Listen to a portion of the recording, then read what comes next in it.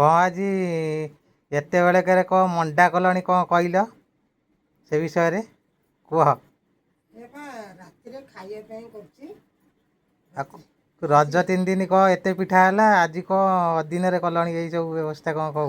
କେବଳ ସବୁ କରିଥିଲି, ଆଉ ଏଇ ପିଠାଟା ବାକି ଥିଲା, ଇଟିଲି ଠାରୁ ଆରମ୍ଭ କରି ସବୁ କରିଥିଲି। ଆଉ ମଣ୍ଡାଟା ବାକି ଥିଲା, ଆଜି ବାପା କହିଲେ ମଣ୍ଡା କରିବା, ଆଉ ସୁଜି ଫୁଜି ଆଣିକି କରୁଛି। ଆଉ ସୁଜି ମଣ୍ଡା ବହୁତ ବଢ଼ିଆ ଦେଖାଯାଉଛି, ପୁରା ପ୍ଲେନ୍ ଆଉ। ହଉ ଖାଇବ ସବୁ ରାତିରେ। ଏ କ'ଣ ନଡ଼ିଆ କୋରା ହେଇକି ଗୁଡ଼ ମିଶା ହେଇକି ପୁର ହେଇଛି। ଗୁଜୁରାତି ପଡ଼ିଛି।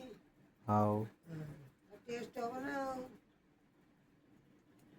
ଇଏ ପୁରା କାକେରା ପିଠା ଭଳିଆ ଦେଖାଯାଉଛି, କିନ୍ତୁ ଧଳା ଧଳା ମଣ୍ଡା ଆଉ କାକେରାଟା ଛଣା ହୁଏ, ଦେଖିଲା ବେଳକୁ ଏଇଟା ସିଝା ହବ ଆଉ।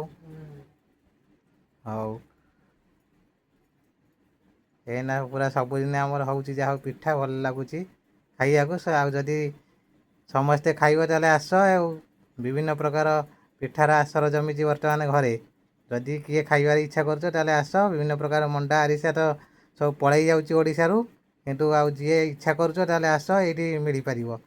ଆଉ ଏଭଳି ପ୍ରକାର ସ୍ୱାଦିଷ୍ଟ ଖାଦ୍ୟ କେବେ ହେଲେ ମୋମୋ ଆଉ ଏବେ ଯେଉଁ ସବୁ ସିଙ୍ଗିଡ଼ା ବରା ସେଥିରେ ମିଳିପାରିବନି। ଦେଖନ୍ତୁ କେମିତି ସୁନ୍ଦର ଭାବରେ ସଜା ହେଇଛି ଏବଂ ସୁନ୍ଦର ଭାବରେ ଜନ୍ତା ହେଇକିରି କେମିତିଆ ପ୍ରକାର ଓଡ଼ିଆ ଖାଦ୍ୟ ପ୍ରସ୍ତୁତ କରାହେଉଛି, ଯାହାକି ହେଉଛି ମଣ୍ଡା। ଏମିତି ଶିଖନ୍ତୁ ଏବଂ ଭବିଷ୍ୟତରେ କରିବା ପାଇଁ ଚେଷ୍ଟା କରନ୍ତୁ। ହଉ, ଜୟ ଜଗନ୍ନାଥ। ଏଇଠି ଆମେ ରହିବା ଆଜିର ମିନି ବ୍ଲଗ୍କୁ।